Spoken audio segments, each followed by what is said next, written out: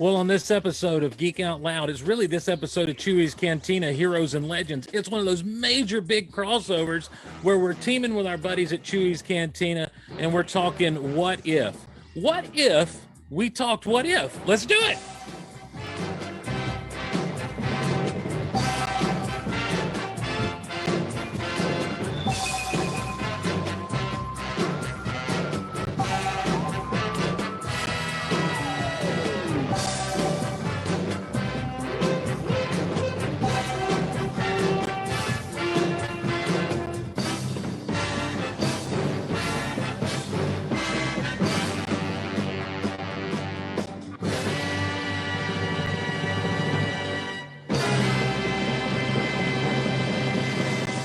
Hello again, everyone, and welcome to Chewie's Cantina. Not only that, it's Geek Out Loud, your safe place to geek out on the internet. We are teaming up once again with my good friend Lucas, aka Lethargic Chewie. I should say he is teaming up with me, and we are doing a Heroes and Legends spot there in the Cantina as we're just having a good time talking all things superheroes in collecting, superheroes in media, superheroes, and supervillains.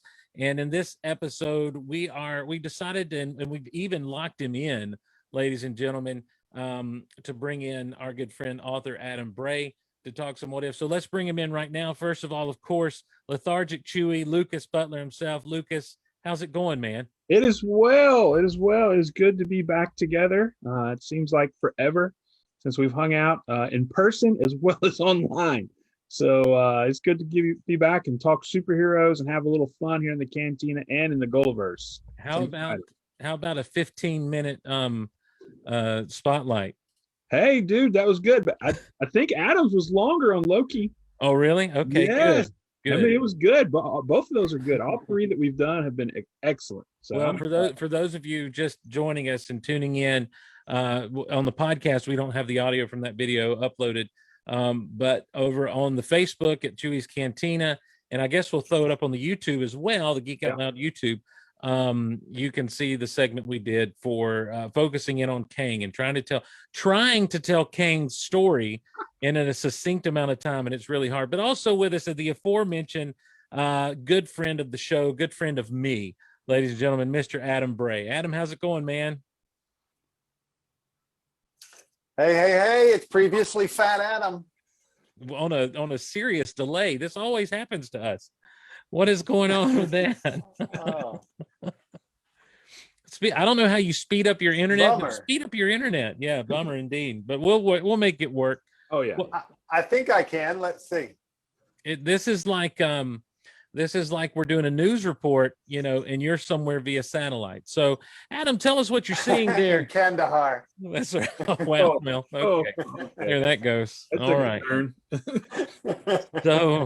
So anyhow, Lucas had reached out and said, "Hey, let's do this. Let's talk some stuff." And by the way, I would just want to mention really quickly that that we are also right now, as we're recording this, live at mixer.com/Gulliverse with all the guardians of the Gulliverse over there. We got a pretty packed house in the house, and so I want to thank everyone for joining us live at mixer.com/Gulliverse, and we appreciate you guys being there and hanging with us there in the Mixler Zoo crew.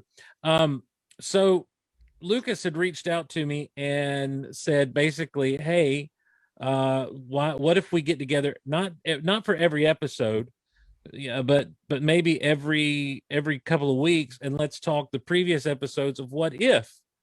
And I thought that was a great idea, Lucas. Yeah.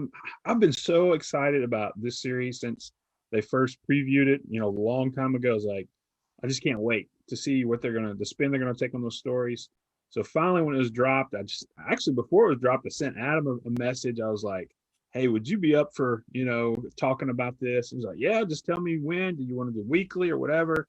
I thought, I shot you a message, and I was like, "I know with our schedules, weekly would be hard.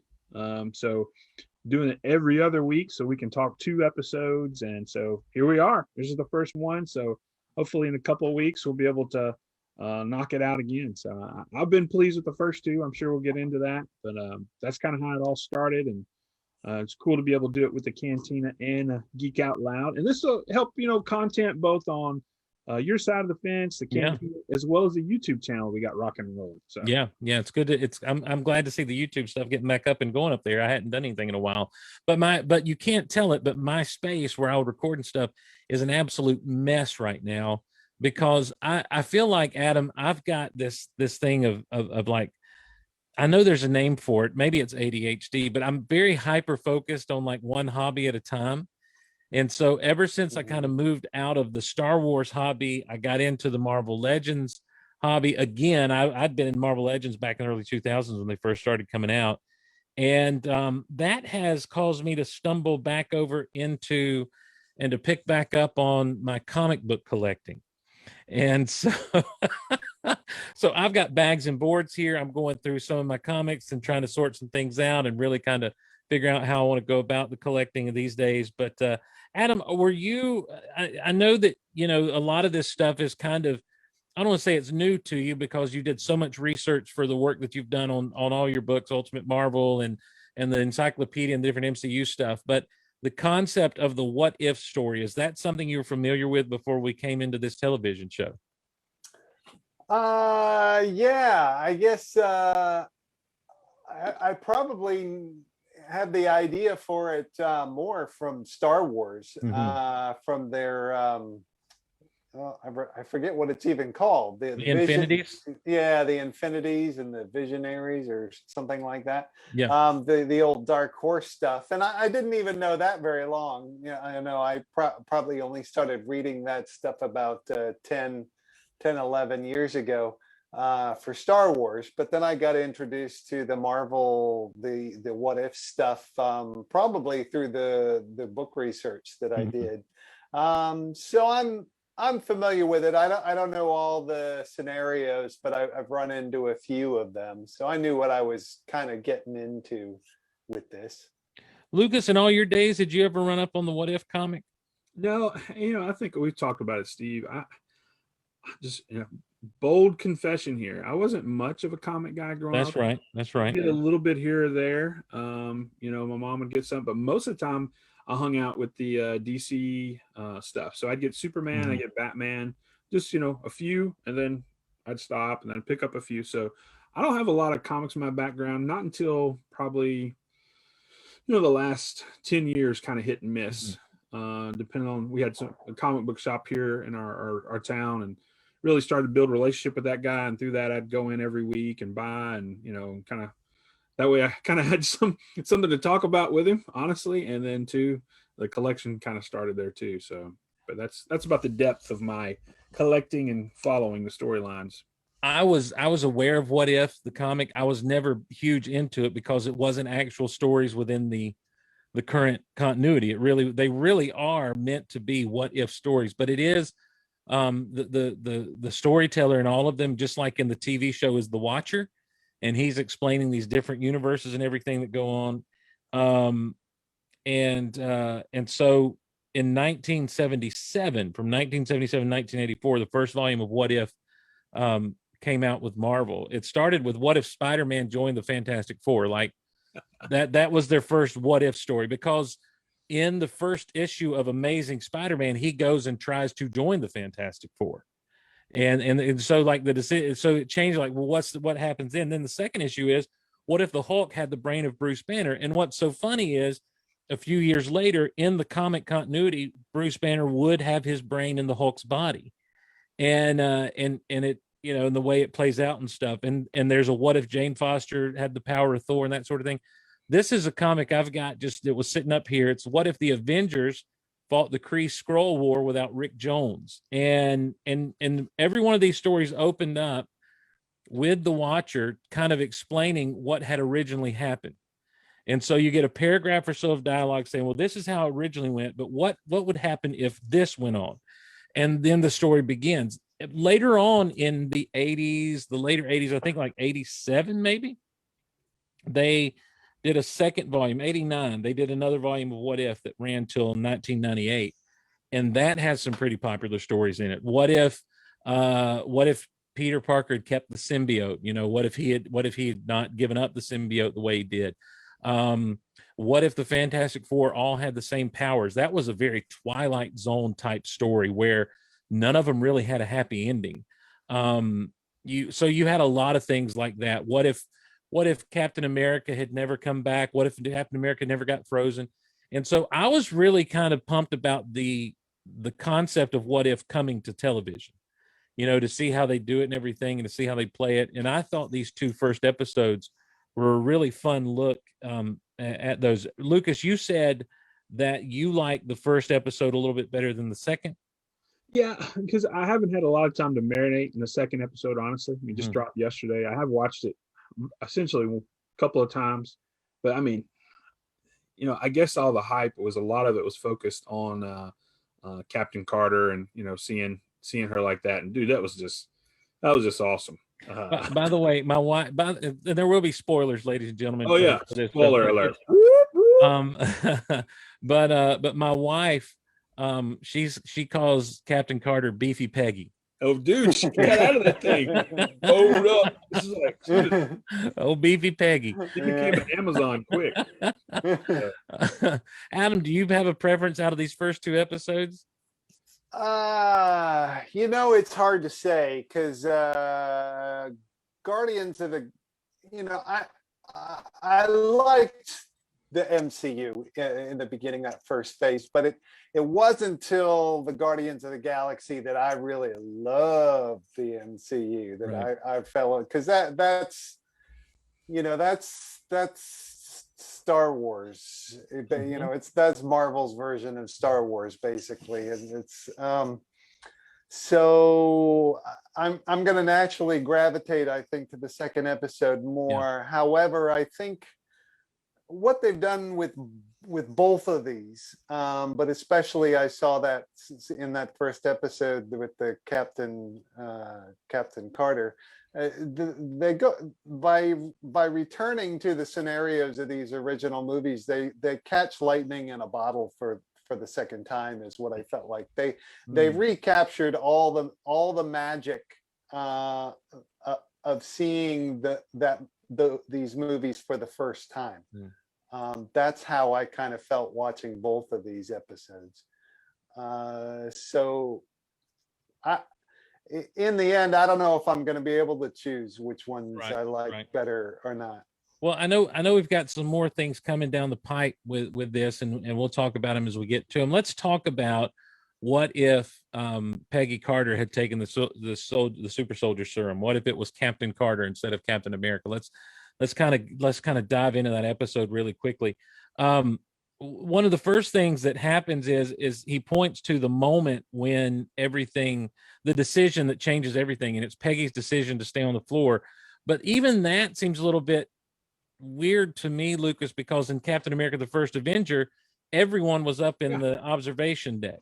Yeah, so I was like, okay, they were all following her lead anyway, I guess, because I thought they're already up there, and then she goes and joins them. But and kind of what both these episodes have done, and I'm sure I will with the second episode, it's drove me back to the original movie. I think I watched the first Captain America, the first Avenger, after watching the first What If. Oh, nice. So I wanted to compare it, and so everybody just goes up there. But when they asked her in the animation, wouldn't you be better? No, I'm just staying here. Well, then everybody else does. Everyone's like, well, she gets to stay, I get to stay. That's right. A woman staying down here. So, but I don't know. That was interesting. So that's the defining moment, is when she stays down. Well, for that universe. For that universe. For that that's timeline. Where the splinter happens. Right. Within that. And so it makes it's interesting to me, Adam, that what happens, and it kind of does this in the old comic books a little bit. There's some that would get way out there with it, but it's interesting that basically Peggy's life becomes right down to some of the shots that they did were almost shot for shot redoings of things that were in the first Avenger. But her story becomes Captain America's story. It's just a different way of her to be gone for 70 years. Rather than getting a happy ending, it seems like the universe is trying to set itself right there. Right. and it was interesting to me how she ends up where Steve Rogers does, or Right. well, no, basically, Mhm. she ends up in New York, though she pops out, I guess instead of Loki, where he does in the beginning of the Avengers movie, Right. which makes me wonder, is this show, this series, particularly this episode, how we're going to see these animated alternate what if versions transition into live action versions in the coming things. Are we going to see Captain Peggy live action maybe a few movies down or a few series down the road? Well, that's kind of the question I think a lot of people are asking right now, and there's some people that are even speculating that. For me, Lucas, I just kind of assumed that these stories would exist as they are, on this show, and they wouldn't necessarily worry about trying to bring any of these characters into a live action situation. Are you expecting, Lucas, for Captain Carter to show up in, say, Doctor Strange and the Multiverse of Madness? I don't know if I'm expecting, but I'd love to see it. I mean, just the timing of the release of the media. Okay, you've got Loki just wrapped up. All right, you've got all these splintered universes now, and now here, well, what happens if this happens in this universe? Well, we've got Captain Carter. I mean, the timing, fits perfectly. Whether or not that's their ultimate plan, but the media, all of it's lining up. Yeah.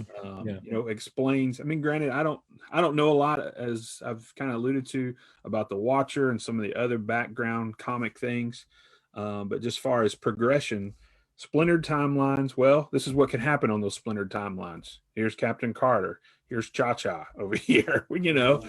So that's where my thoughts are going. I'd love to see it. I'm like Adam. I'm like, hey, let's see Captain Carter bust some heads. I mean, she's someone we could definitely see, and then obviously you might be able to bring forward Steve Rogers Iron Man or Hydra Stomper into the MCU through one of those situations.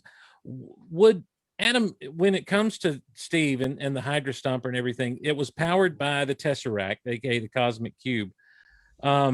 This whole, like, really, if you really want to break it down, what happens with Peggy taking the super soldier serum instead of Steve ends up doing more than just kind of swapping her in Steve's place, because now the Tesseract it never really, I guess the question is, does it actually ever fall into Loki's hands? Does Loki show up? There's a lot of different ways, because if she comes through with the Tesseract, uses it to open up that portal in space, and Loki doesn't, what does that say? What does that mean? Are there already Avengers? And that there's a lot of questions that what if episode doesn't answer, as far as the Avengers and that sort of thing in that universe, because Nick Fury is that's the scene from Avengers when she shows up, and there's some similar dialogue and everything. So do you think that, I guess what I'm asking is other than Loki, what does that mean? What else does that mean has not necessarily happened in that universe, based on what we've seen on screen, compared to the Marvel Cinematic Universe? You know what I'm saying? Like, what if Loki doesn't show up? There's no need to form the Avengers. There may not have been any chance to get to, you know what I mean? Like, Loki may not have gotten the Tesseract. You don't know. Like, you assume that the events of Thor still play out the way the events of Thor played out. You assume, I don't know. That there's also, well, what about Tony Stark now? Because if Howard uses the Tesseract to power an Iron Man like armor, is Tony going to follow through and create an arc reactor? Is he going to continue weapons? But how does that play out? It's just kind of a thing it's something to think about, and it's one of those fun things that these what if stories send you down the trail with. Yeah, and Red Skull gets smushed too by that monster. That's right. That's right. Yeah. So Red Skull is not on Soul Gem planet. Vormir. Yeah, Vormir. Thank you. What was that beast thing anyway? What is that? Well, that's so glad you asked, Lucas. Oh, I'm glad I did. There's some people that say it is, and I'm going to pronounce this completely wrong, Shumagarath. Okay. He is this multi-tentacled villain with like one big giant eyeball. Shows up a lot in Doctor Strange comic books. And so a lot of people are thinking that's him. The problem is he usually only has like 6 or 8 tentacles. And it seemed like we saw a bunch more than that in this. I haven't gone back and counted the tentacles. But it seems like we saw a lot more tentacles than that. And so that's one of the things that people are saying, well, he'll be the big villain a la Dormammu from the first Doctor Strange in the second Doctor Strange. But I don't know. Again, I think that's wishful thinking of people wanting this show to show up in live action. And I think it's just a tentacle. I mean, it could just be a tentacled monster from another dimension or, I don't know. But a lot of people are saying Shumagarath is who that is. Shumagarath. I don't know. So I wonder who would win in a battle. Shumasharagara, whatever, or Starro, the big, he's popular now with the Suicide Squad movie. Yeah. Probably Shumagarath. I would hope so. Yeah. I think he's got a little more to him than just the big starfish. Yeah. So I guess when you see, like, that's the other thing. Yeah, Red Skull gets crushed. So that means there's a different guardian, I guess, on Vormir for the Soul Stone or the Soul Gem. And of course, does Thanos, I guess then, and that's the other thing. Thanos is still on his quest in that universe, Right. So it's a really interesting kind of thing to kind of consider.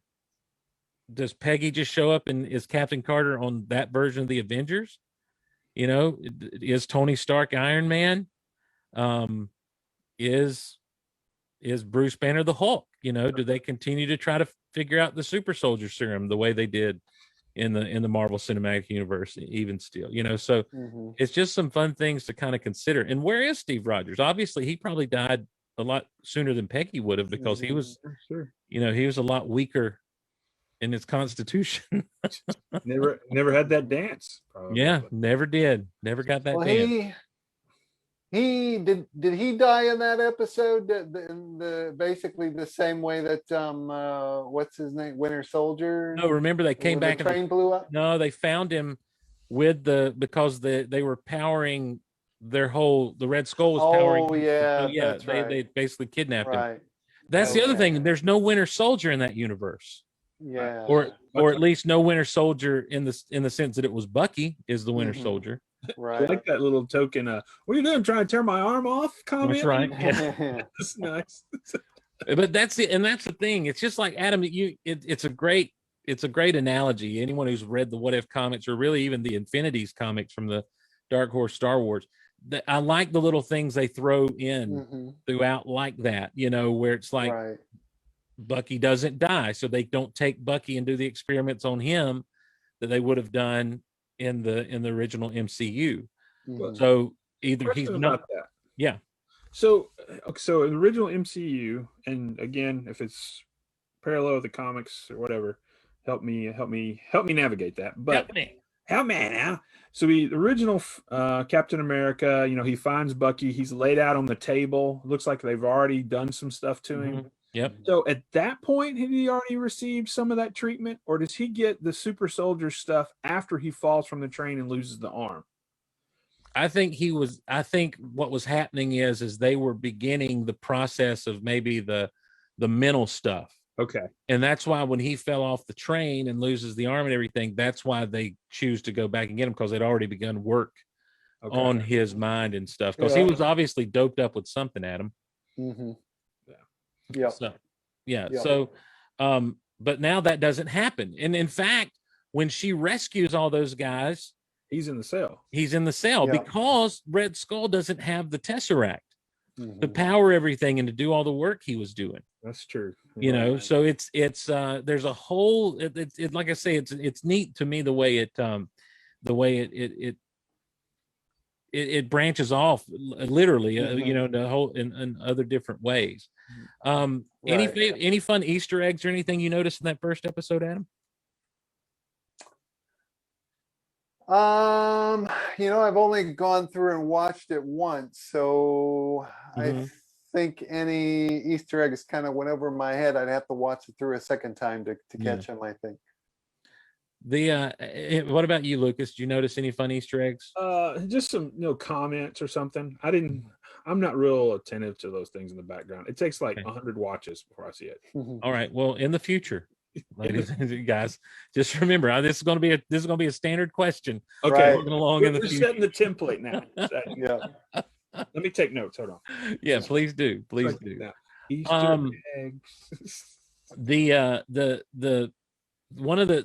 There's some musical cues that are straight out of the Captain America score, but they also do something with the music for her where they take it up like a major key almost, or they kind of shift it a little bit to be a little more lighthearted, a little more different. It's just different, just different enough to know that it's different. There's the shot where she and the Howling Commandos bust through the door, and she's got the shield and they're all firing. I mean, that's just right out of the movie. Yeah. And then there's when Steve, I want to say it's when he breaks into the train and he puts the fingers in and he pulls back. That is Iron Man opening the door from Civil War. I mean, it really is. It is that same kind of shot. So a lot of those same little things, visual cues and audio cues, were in there. And I know there's 1,000 more as far as the way she fights and everything that goes on there. But yeah, I did notice, and this isn't on the Easter egg thing, I noticed the officer, commanding officer that was, kind of the butt at the beginning, and talking down to her and everything. That's totally different than the MCU. Well, Tommy Lee Jones' character got shot. Oh, okay. He's the one that gets shot and killed there. I didn't even catch that part. Yes. Yeah. Oh, okay. And so that character is played by I know his voice. He was in the Godzilla King Kong movie. Right. Let me find his name, or let me see if someone in the chat knows his name. Take to the masses. He is in he was in West Wing, wasn't he? Yeah, West Wing, exactly. Bradley Whitford is his name, and he is in the Agent Carter show. Oh, okay. Playing a Shield higher upper guy. Okay. And so so I want to watch that show now. I didn't watch. He plays that. It's that same character, John Flynn, that's in the Agent Carter show, which I never finished. I saw the first couple episodes and I never finished the whole thing. But yeah, I'm like you. It makes me want to go back and watch it to kind of catch all that stuff. But yeah, go ahead. So the character in this episode is from the Agent Carter TV series. Right. Yep. Okay. Yep. He is an agent. Yeah, in Agent Carter, he is he's the same character, John Flynn, Colonel John Flynn, but he is her superior officer, for lack of a better word, in Shield. Gotcha. Because Shield, it's the SSR, and then it becomes Shield. Gotcha. After Captain America. So she's Peggy Carter, agent of Shield, and he kind of has that same attitude toward her, like, gotcha. Just get over here and get us some coffee, kind of thing. And right. And the whole deal with that show is she just, I guess, is proving herself, and Howard Stark's in that show and everything. But so that's who that is, Lucas. And rather than, and there's another choice she makes that doesn't really get brought out a lot, but apparently she chose not to do the USO War Bonds tour that Steve did in the Marvel Cinematic Universe. Yeah. Because she's obviously a little more bullheaded and strong-willed than Steve is. Right. Because Howard gives her the costume and he says, "This is what you were supposed to wear, but I fix it up for you." I made some modifications. So apparently she was supposed to do that, and she told them, to, I guess, stick the USO war bonds where the sun don't shine. Yeah, because Steve does bring it up when he's there, trying to walk, and she's Mhm. throwing weights into the wall. Yeah. Right. That was nice. I liked that. Well, that was another Easter egg. She's doing the punching bag and punching just Oh, like yeah, Cat did, and Mhm. just like Cat did. But the weights into the wall, reminds you of the shield being thrown. Right, right, yeah. And so Howard gives her the costume. He says, "This is what I made for you, but I made some modifications now." And it's the same thing. So Steve, just being more of a fall in line, do what he feels like his country needs him to do, goes and does that USO tour until he finds out that Bucky is hostage. She says, "Forget you guys. I'm going to continue to contribute as much as I can and as much as they'll let her." And then boom, here comes Captain Carter. Man, she was fun to watch when she fought, man. I don't know if the animation was excellent, first off. And just, man, she went to town with those guys on the motorcycle, everything. I love when she's running beside the motorcycle. Hi, I can't remember what she said, but knocks him off the motorcycle. There were a few times, Adam, where I felt like she was a little overpowered. Yeah. I think that comes with animation. Yeah. Animation lens. It's like in the Clone Wars, and for Star Wars, the Jedi are very Marvel comics. They're not, they're not Star Wars Jedi. They're super overpowered. So I think animation lends itself to that. So as the kids today would say, she was OP. Yeah, she was OP for sure. And that's I thought that meant original post for like social media. Oh, sorry. I guess that's one of my criticisms of the whole show of that episode is she just seems to be a little overpowered for my taste. I'm not Captain America is not, he is strong, and using momentum to sling a motorcycle is one thing, but like stopping a big truck is something completely different, even with the shield. And so I struggle with that a little bit, but overall I dug it, and I like the way the ending battle and everything played out, with the interdimensional being and everything. And I think there are some people that expected to see tentacles in the second episode, Lucas. What if T'Challa became Star-Lord? Yeah. And so I know you've hung with that one a couple of times already. Adam, you said you think you preferred the second one right now to the first. What did you like about this second episode of T'Challa becoming a Star-Lord?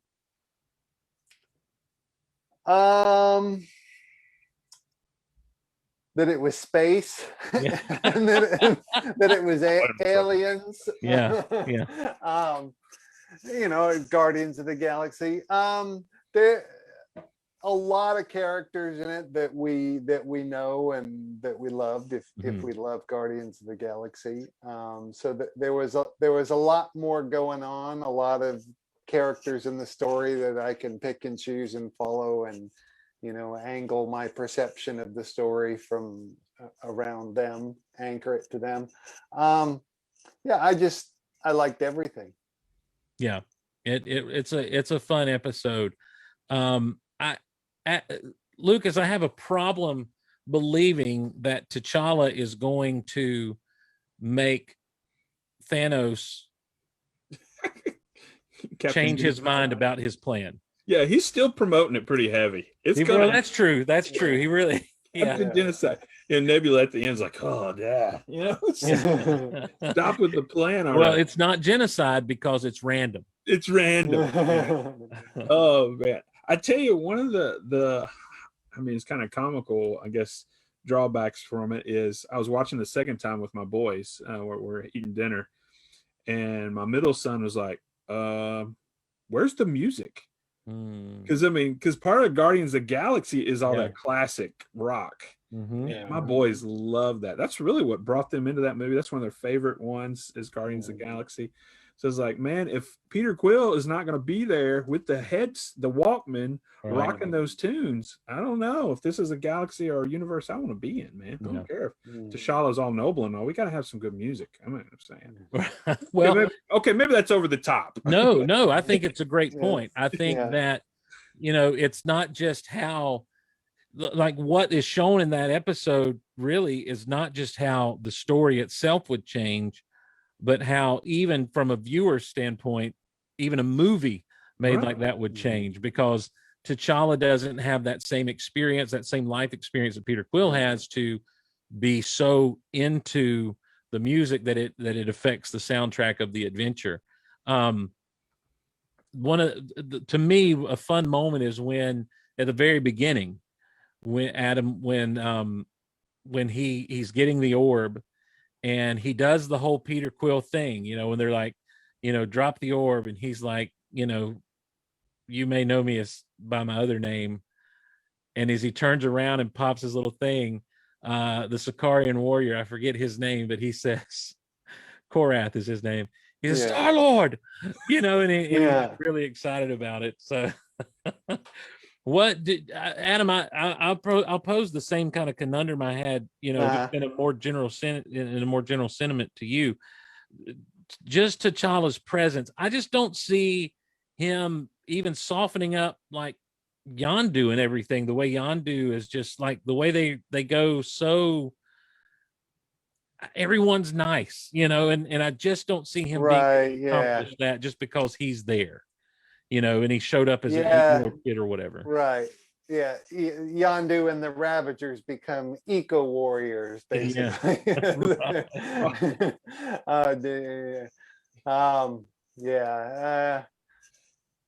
He does kind of fix everything that that Peter Quill didn't fix. Basically, he kind of, T'Challa sets everything right.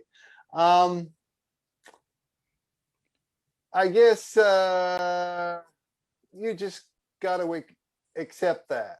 Right. You can dig into that and go down rabbit holes. Well, yeah. I mean, look, it's not. It's definitely not rabbit holes we want to go down. Right. And, I don't want to get into motivations for it. Right. But I'm saying that I'm watching it and I'm like, okay, maybe, and then Thanos shows up, and I'm like, no way. Yeah, I think you have to suspend a little bit of disbelief. I was kind of thinking the same thing with Thanos too. That's a lot to take in. That right. Thanos is on the straight and narrow. Because in that part, didn't he say about something about the power of a powerful suggestion or good idea or something like that? So. I think you just have to take it at face value and go with it, as far as that goes. But I did like getting back to Korath, the guy at the beginning when Peter steals the orb. I did like the fact that even though he admired Star-Lord, that he was a fan, that he still sticks with his mission, serving Ronan, that he still has to fight Star-Lord and go through that, and it was a very funny fight. It was humorous, very well written. But I like that he doesn't just drop his gun and oh, let me join you. Right. He's still got some loyalty to his boss, so that was cool. It also is interesting. I don't even remember where I came across it, but I know when I was researching histories for the characters for one of the books that he had trained with Thanos's children, Korath, that he had trained with Nebula and Gamora, and gone through some of the same experiences with them. That was in the comics, one of the comics I read.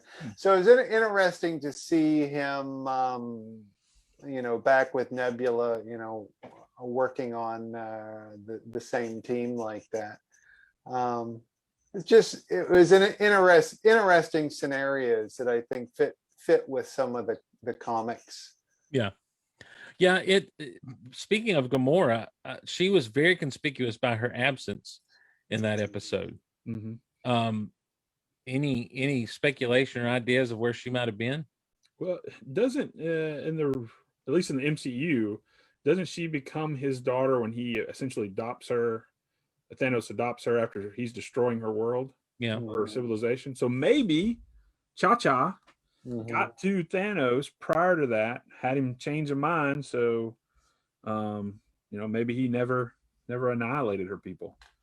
And I think she's also a character of focus in a coming episode, where I think, just judging from her costume, I can't remember. I think maybe there's a Lego. She's in one of the little minifigure blind packs that's coming out.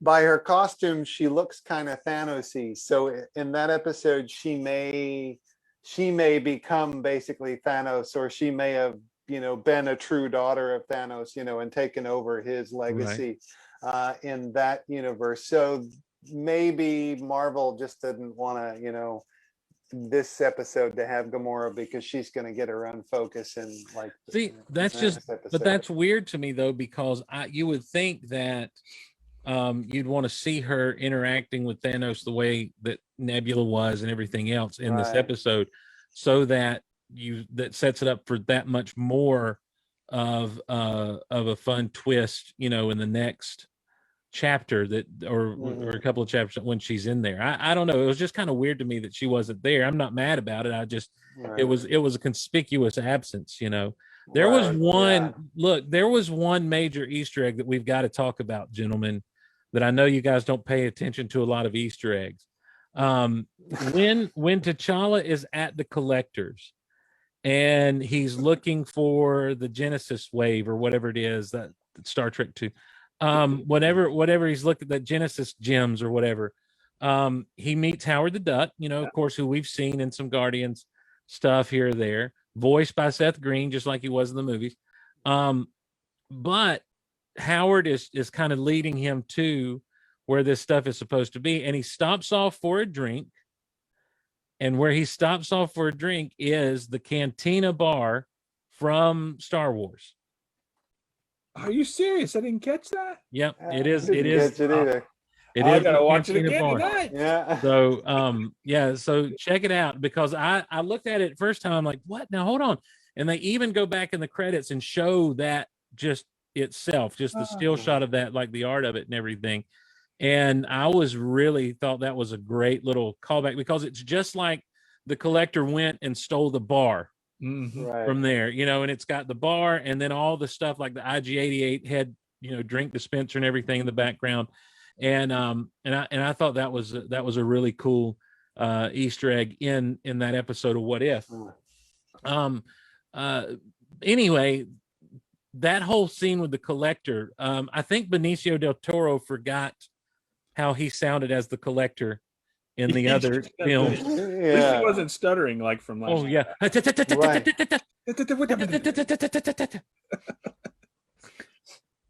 Oh, good. It becomes a bit of a heist film there in the second half, as they're at the Collectors to go get the stuff, and it's very much an Ocean's 11 kind of thing. When Nebula, go ahead. Nebula's action figure is called Heist Nebula. Nice. Yeah. Well, when she double crosses T'Challa, did you buy that? Did you see the triple cross coming? I just took it as they gave it to us. Yeah. I didn't suspect anything or have any notions as I watched it. Yeah. I just figured, well, this is Nebula. You can't, not everybody can be changed. So right. I figured it was the double cross. I didn't see the triple coming. So. No, I didn't either. I thought, I was like you, Luke. Lucas, I thought, oh, this is just going to be, now they're all in jail. Now they're all in the prison. It's going to be, how do we get out of this and defeat Nebula and everything? And then the whole triple cross happens. And I just thought it was so, because it really was a very Ocean's 11 kind of moment. It was, and we've seen the heist film pulled off in Ant-Man, and the first Ant-Man was kind of a heist film, with superheroes and everything.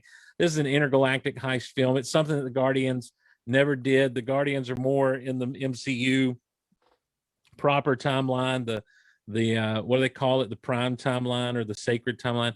They're more of a ragtag group of people that are just stumbling into adventure rather than seeking it out, I guess. And then to see all this gang pull together the way they did, I thought was a lot of fun and really cool. And then the whole idea of the triple cross, and that's what Korath calls it. And he's like, oh, it's the triple cross. And he was funny. He was a lot of comic relief from his. He was. It's a good episode, and they do in all those cages and stuff in the collectors.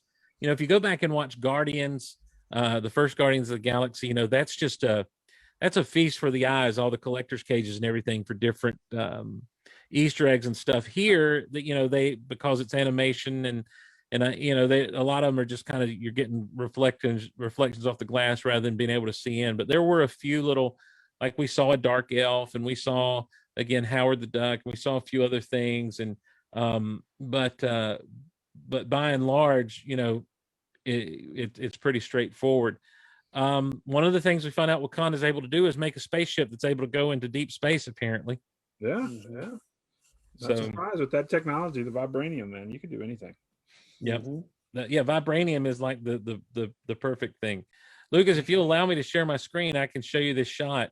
Yeah, let's see if I can do that really quickly, and from the what if. See if they'll let you do it now. Credits. So let's see here. There we go. Share. Did that work? Ah, there it is. Yeah.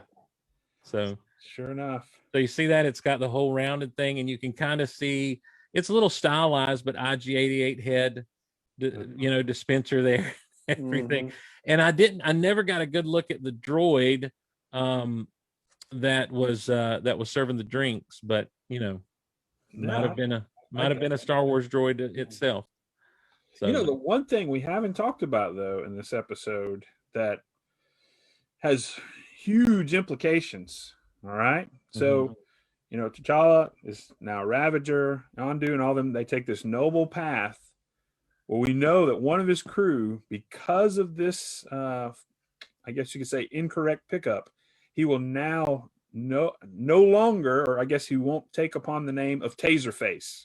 Right. Well, he is Taserface. No, but I think he changes his name to Taserface, doesn't he? And no, he just says it out loud, and everybody and Rocket laughs at him. Well, so yeah, his name is, and he's actually based off the first big villain that the Guardians of the Galaxy fought in the 1990s comic series. Was he a guy named Taserface? Was a guy named Taserface? Yeah. Wow. See that my lack of knowledge of comics is. Well, I was right there. Guardians of the Galaxy was launched as I was in the 90s. And just absolutely in that I picked up that issue for sure, and then there was around the same time the New Warriors started and Quasar. So yeah, nice. I'm all about that era more than I want to admit, I think sometimes, but Taserface looked a lot different in the Guardians. Guardians. I know Adam alluded to it earlier with Nebula figure. Man, that wave of Marvel Legend figures, I just cannot wait for those. Really? Yes, Captain Carter, the Nebula, the T'Challa. I mean, I can't wait to see the next episodes when you got Zombie Captain America, Zombie Hunter Spider-Man, I guess. I mean, can't wait. I'm interested in the Zombie Hunter Spider-Man because is it Zombie Hunter Spider-Man or is it Sorcerer Supreme Spider-Man? I think it was Zombie Hunter. It is Zombie Hunter Spider-Man because he is he's got the cloak of levitation and everything. That figure does. I guess it looks like the cloak of levitation. Yeah, he does have a cloak on. I don't know if that's it or not, but man, those figures, I cannot wait. And I think it's Yeah, February maybe is when they're coming out. Yeah, So I we'll see how that happens. I definitely want them, but I haven't pre-ordered them. I hate paying that that extra $3 each for these premium prices, because I know by the time they go into Walmart, they'll just be $20 each, or even possibly even less. My Walmart sells Marvel Legends for like $18, $19 each most of the time. So I'm going to avoid pre-ordering. I tell you what, I saw some new Marvel Legends first time in a long time. It was the Iron Man wave that had Ultron in it and everything at our Walmart this week, and they were $23. That was the first time. Really? Yes, which I've heard Yikes. prices are going up. But I tell you, and those that are in the cantina can tell you as well. If you want them, talk to our guy Jim Arcudi. He can get all that stuff at at cost. He's a wholesaler for Entertainment Earth, so he can hook you up and he gets cases. The only one he probably can't get is because I think the Hydra Stomper is an exclusive. I think. Yeah. Yeah. So there you go. That wave. He's going to get all those. And every one of those I want. Those are such cool figures. Yeah. Yeah, it's one I'm able to pass on because of I don't really do the MCU stuff anyway. Do you not want the Watcher though? I don't want that version of the Watcher. I know that sounds crazy, but there's a Marvel Select Watcher that was up for pre-order a while back, and it went out of stock and pre-order like quick. And surprise. and he looks like he stepped off the comic book page. And so that's kind of I was able to get in on like a second wave pre-order. They're like, well, potentially you'll be able to get this guy. Good luck with that. And so I didn't I pre-ordered him, and he looks more like the Uatu of my childhood. Let me see if I can pull that up here real quick for everybody to see that guy. Oh, okay. Yeah, that's cool. So he's a little bit different. He's a little bulkier. He's not the Watcher Build-A-Figure is very wispy and a lot of robes and stuff. And so it's really interesting to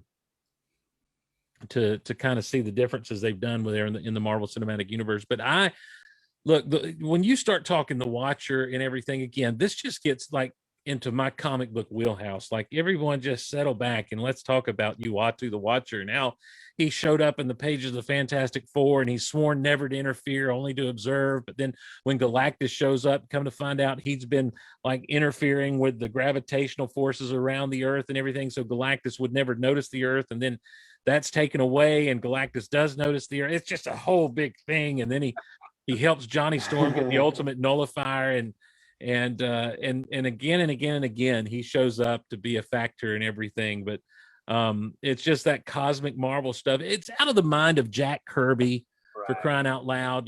Jack Kirby was just, look, Stan Lee and Jack Kirby together made some of the greatest stuff you've ever seen in comics. And a lot of it, what's so amazing is Stan Lee would say, we need someone to do this, and Jack Kirby would say, well, how about a guy on a surfboard, and let's make him silver, and we'll call him the Silver Surfer. All right, that seems like it'll be okay, And then Kirby would draw these amazing like things of space and big equipment and all this Kirby style stuff. And in fact, they call this stuff that's coming out of Ultron's mouth here, the Kirby crackle, because there was always some kind of energy crackle with him and everything when he would draw things. It's just, and so to see some of this stuff realized in some form that is not a quick throwaway Saturday morning cartoon, or like the old 70s Fantastic Four cartoons, and it's just really cool. It really is kind of cool to see them doing that. And look, that what if, like, the thing about that what if wave is, yes, it looks very cool, but it's like I've got to make my choices about what I'm going to collect, what I'm not going to collect. Oh, I hear you. So, I know you had. I mean, well, I don't know if we want to put it out there, but I mean, you had your day at Ollie's too, or sometimes, you know. Yeah, we got to be careful about all that. Okay, sorry. No. For those that are out there, Ollie's has got a. If you have, if you don't live in our area and you have an Ollie's near you, go to don't it. do it. Don't come to our area and do it. Yeah. Go check out your local Ollie's. They've got some Marvel Legends, maybe. Yeah, and $10 TIE fighters. So yes, now that's the thing. Go load up on your Han Solo $10 TIE fighters there. yes. Now I tell you what, I'm even more excited about, guys, and I'm sorry since we brought it up, and we are talking in a collecting group. Oh yeah, it was a promo. We're collecting too. Yeah. Is the announcement of that retro Fantastic Four wave on the retro card. Yeah. He's fixing to share something with They us. are cool. That is. Well, I've been hearing that the Invisible Woman's not getting a lot of love. They're kind of hating on the figure. Is that The face is weird. okay? I think a lot of people are looking at the face and thinking it's weird. I wish I could. How do you get Hasbro promo pictures sent to you? Just personally, straight. Yeah. To you? Like all these, like, how do I become an outlet how does Geek Out Loud get on the press listing for Hasbro? That should be easy. It's I can probably help you with that. It's just because I get them. It's the Litsky is they're in New York. It's a PR agency and they work for Hasbro. All right, because I don't necessarily want anything before it's out there, but these pictures that they send out that are used on all the websites and everything, I would like to have them so I could have easy access to them in times like this. But yeah, it is a great looking wave of figures. The Invisible Woman's head, her face looks a little weird, but the great thing about current day Marvel Legends is, and in that I believe it's the same. What do they call it? Buck, as the other Invisible Woman figures have been. You can pop her head right off and put a different Sue Storm head on her if you want to. So let me see here now if I can do this. Maybe it'll pull on up for you guys here. So I was disappointed, and I shouldn't be, but I was disappointed that it's just another version. It's another, basically a repack and a repaint with a different head mold of the thing. Yeah, I'm still wanting that. I want that mutated thing so bad. I can't stand it. You worked in the comic cover tonight. I saw that. So yeah, the of course the Invisible Woman is there. She's got a couple of effects that have come with the other Invisible Woman, that shield and everything. Really excited about this Human Torch. So glad that I don't have to worry about trying to get a Walgreens Human Torch now. Right. This one's better than Walgreens. This one's it looks like it's got an improved face. Yeah. And I always passed up the Walgreens Human Torch. I know you've been looking for him, but he always looked flimsy to me. I know that the plastic that they made him with, the transparent plastic back then, it just is very bendy and flimsy. And this looks like a different plastic formula. I think it'll hold its shape, when its articulation. I think it'll hold better, but it looks a much better face on him. The red orange is also more closely associated with the actual color from the old comics and everything. And he's got those lines on him that, for whatever reason in the comics, they just drew lines all over the torch to, like, you didn't know he was already on fire. But it's something about the way they did those lines. And then the Mr. Fantastic is a cool gimmick that they did with, like, the Moira McTaggart figure, where you can take the arms off and take the lab coat off, and they've got other arms that attach to him, so he's actually in the full-on costume, the full-on Fantastic Four costume, and he's got the stretchy fingers again. I would love to see them.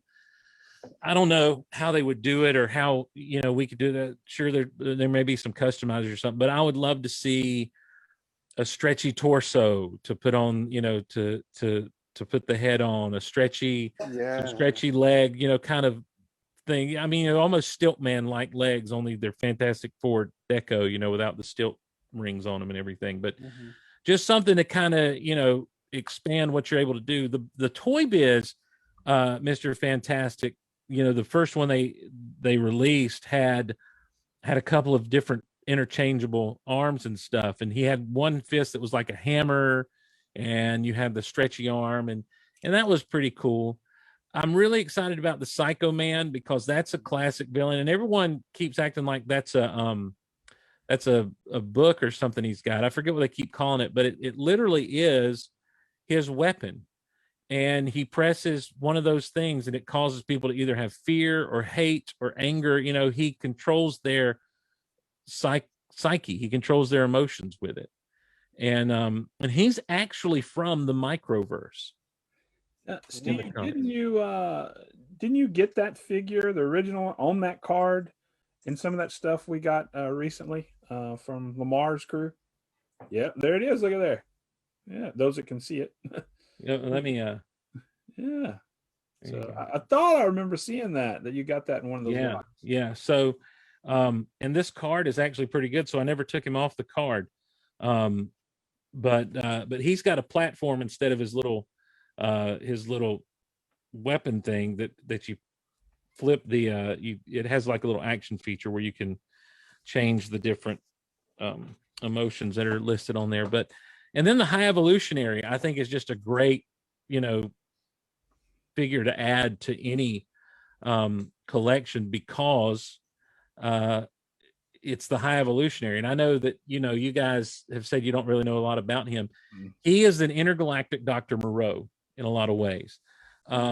He's tied to a lot of different things with Inhumans and the Kree and some other different things, but ultimately there's a great crossover from the late 80s during the annuals that ran through the late 80s called the Evolutionary War, and he's the big bad at the end of all of that. So so I'm really excited about the the Fantastic Four were my jam when I started collecting comics, and I love the Thing. I love the family of it all. I love a lot of their villains are really cool villains. They're not Spider-Man level villains, but they're still really cool.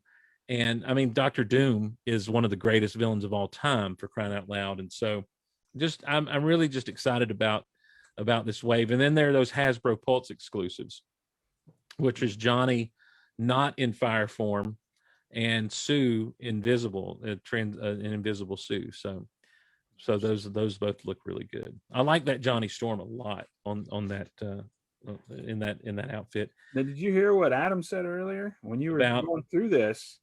Y'all were talking about the Walgreens exclusive Human Torch. Mm-hmm. Yeah. And Adam said, "I know you've been looking for it, and I've seen it, but I didn't get it because it didn't look good." So he was interceding for you. He didn't want you to get a less quality figure. All right. I passed that up. I'm assuming Adam saw it when I was, because here's the thing. I'll be honest with you. That what brought me back to Marvel Legends was the Thing from that Walgreens set. Yeah. And I actually, and so I saw the Thing in our Walgreens and I got him. Yeah. And I don't know if I eBayed the Mr. Fantastic, but I actually found the Invisible Woman on my honeymoon. So yeah, so I looked at my wife of 48 hours and I was like, I'm about to buy a toy. I'm just gonna leave it alone. And I was like, I'm about to buy a toy and it's a girl. The way you said it, I found the Invisible Woman on my honeymoon. Yeah. Well, you know what? That's an amazing thing. You just walk in and you bump into her. She's, but that's funny. But I never saw a Johnny Storm swinging from the pegs. And he is like, you can't buy a Walgreens Johnny Storm for less than $75. Wow. It's funny because that whole thing that they did of them, they've had all those figures at my local Walgreens, and I ran into them over and over and again. And like I've told you, I was aware of the cartoon when I was a kid, the Fantastic Four, but it just never interested me. Because I don't know. For some reason, Spider-Man and some of the others, they were like right in my purview, and I was watching them. Like every day they'd rerun the same cartoon for weeks and weeks and weeks, and I just watched Spider-Man. But then I caught the Fantastic Four one day, and I was like, "What is this? I've never heard of this. This is like second-rate Marvel." Right. So it was never my thing. But I saw these Walgreens figures, and I passed up some of them, like the Johnny Storm and the Invisible Woman. But the Thing Walgreens was so cool. He's amazing. He's a great figure. He's huge. He's the huge one, size you pay like $30 or more for now, but he was only 20. And he's got the extra head and the extra set of hands, and this enormous figure. And I was like, okay, he's so cool, I gotta have him. And then Mr. Fantastic with those long arms, I had to have him. And then I passed on the first Silver Surfer, but the second one, the Obsidian Surfer. Yeah, the Obsidian with Mjolnir. That's just so cool. I had to get that one. I ended up getting they had I think they only had one exclusive Doctor Doom at Walgreens, and the kind of the more future modernistic one with the Tony Stark armor. Yeah, so I got him, but he's still in the package. I just never felt moved to open him up. But they've had a good run at Walgreens with that franchise. Yeah. Here's the thing. I forget how I got the first Silver Surfer, but I did get him. But I didn't care to get that particular Doctor Doom Iron Man, the infamous Iron Man, just because that's not Doctor Doom to me, and it's not Iron Man, and I didn't care to get that. I have not seen, and I never saw the Obsidian Silver Surfer on the peg at our Walgreens, and that absolutely, as a collector, terrifies me, because I am begging people to keep your eye out for the Quasar and the Nova at Walgreens, because Quasar was my jam. They're not doing the version of Quasar I wish they do, but that's fine. I'm not mad about it. I'm just glad they're doing Quasar. And Nova, I desperately want that Nova, and I would like a 90s version of the Nova. Would like he almost, in the 90s, Nova had kind of a sleeveless Rocketeer outfit going. It was more leather looking, like a leather coat kind of thing, but sleeveless and more orangey. His look with the New Warriors. But those are characters that are kind of in my purview. Here's the thing, Adam. Like if you read the Fantastic Four, they're in space a lot. They do a lot of space stuff, so with a lot of aliens and stuff. So you might want to give them a shot. John Byrne's run on Fantastic Four from back in the 80s is pretty much heralded as one of the best runs of the Fantastic Four ever. And so, I would commend them to you as a comic book, especially some of that older stuff with him, because they do spend a lot of time in space, or the negative zone, which is basically space.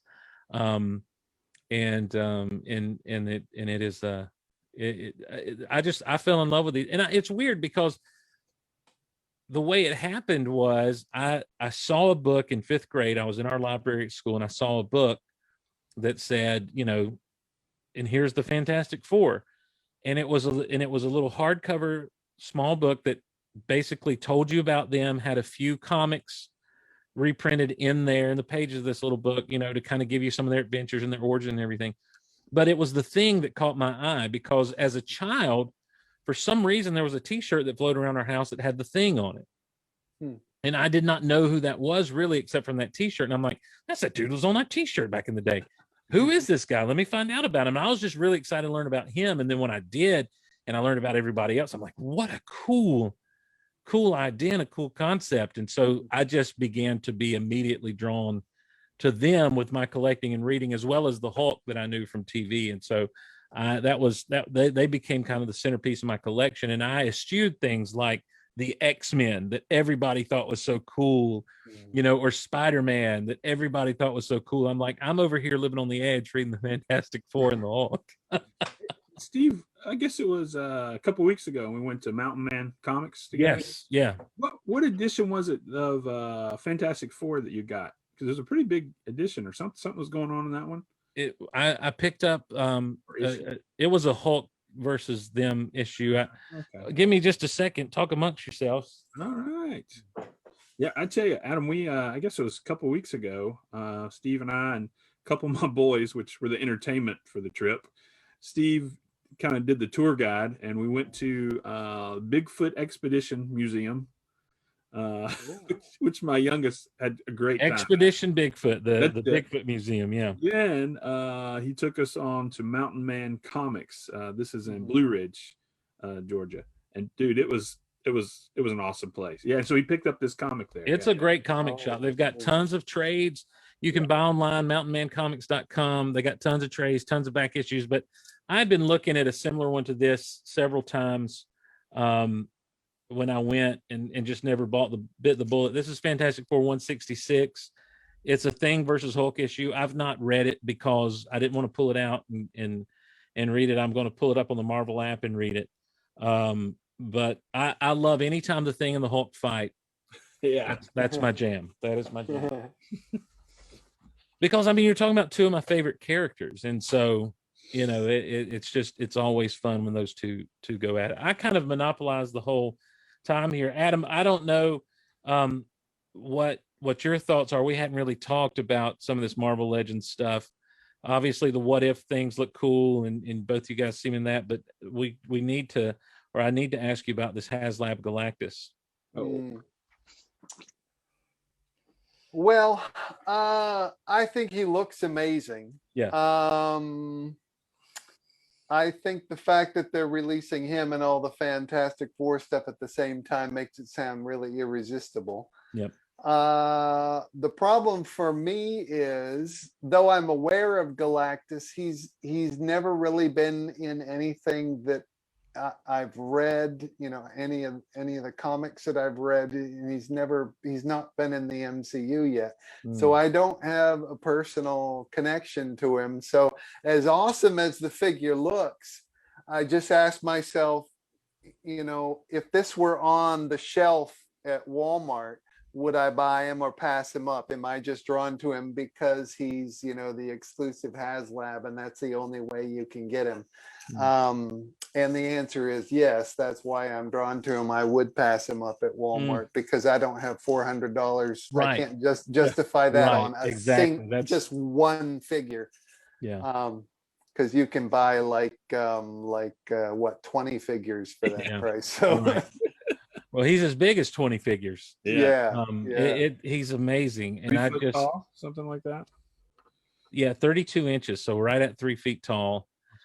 He's got some LED stuff. And I was telling Lucas beforehand, I think that's part of the $400 more than anything is those are the LED lights and everything they've got running through his body. And, and it's a separate LED pack on his head as it is on his chest and in his body. And I just feel like that's some of the tooling is what of those and that material makes it a little more expensive. And at the same time, they're asking for more backers on this than anything else they've asked for. 14,000 supporters. And I guess the overwhelming success of the Razor Crest for the vintage collection line made them think they'd be able to do that. But I just I don't know. Right now, we've got 11 days to go at the time of this recording, and there's 12,448 backers. And I've talked to my wife about it and kind of basically said, yeah, I'm just going to have to let this go. But every time I look at the picture and I see that little Reed Richards standing next to him, I'm just like, what am I thinking? Of course, I don't want to let this guy go. I've got to find a way to get $400 that I can just flush down the toilet in a moment. I'm so scared of buyer's remorse. Yeah. I'm feeling for the Razor Crest, man. I haven't got it yet. I feel like. I'm feeling you. I don't even really want him, but I'm feeling your buyer's remorse, Steve. Well, I haven't bit the bullet because I told my wife I wouldn't, but so that's a conversation I may want to revisit with her. The more I look at the thing. How many little companion extras does he have that they've advertised? They've only released one stretch goal. Oh, okay. And it's for one of his heralds. That's what he calls them. and that's Frankie Ray Nova, who is, Okay. she's all made of fire and everything. And she's got a really cool stand that he can hold in his hand and everything, and she can stand on. The other thing they released a picture, and then Shadow was a Silver Surfer. And so I feel like that's kind of a jip to get another Silver Surfer but there's no way they're going to meet the 16,000 backer stretch goal. They may not hit the 14,000, which is really disappointing to me. Just because I want to see this in someone's hands, right? If not mine own. But and I think that's the thing. I think they set their sights a little too high with the number of backers they needed. I don't know if that's because to be cost effective, that's how many they had to do at this level, and if that's the case, then tone down some of those features on old Galactus. He doesn't need 20 points of articulation in each hand. No. It's cool that he has it, but he doesn't need that, No. And so I don't know. The thing about Galactus is I would never look at you and say, oh, he's my favorite villain in the MCU, or he's my favorite cosmic character in the MCU. My favorite cosmic character in MCU is the Beyonder, who started the whole Secret Wars thing and everything. It's just the idea of this figure in this look, with I've got to build a figure, back here that from the Toy Biz era that Lucas helped me stumble upon, I believe. Found someone that was selling one for a good price, and but it's nothing compared to this guy, so I'm just kind of telling myself I'm happy with that one. It doesn't make sense. And I think you alluded to it earlier, Steve, but I mean, they're asking for the most number of backers they've ever asked for. 14,000. I think the highest prior to that was maybe 8,000 or some, the Transformer Omicron or whatever. But that's just crazy. I don't know. The Unicron, let me see if we can still pull up that information on that. They needed 8,000 backers and they ended up with over 10,000. Okay. So they didn't get to 14,000 on it. Right. With the first thing they did, the Katana, they wanted 5,000 backers and they got over 5,000, of course, on that. They don't have the exact number listed still on those past projects. The Razor Crest, like I say, was the big one. They target was 6,000 backers, 28,148 backers on that. That's one of those things. It's like you could have sent that out to retail. They should have backing. They should have. I heard that Kevin Feige was the reason why the Katana happened, that he bought like enough of those to like fill an office over at the Marvel Studios. Wow, he nice. literally did. Nice. Well, the Sentinel that they did, the Marvel Legends Sentinel, they needed 6,000 backers and they got 21,890 backers. Wow. So, but here's the thing, that just finished up not long ago. I mean, like that it hasn't shipped yet, has it? Hasn't shipped yet.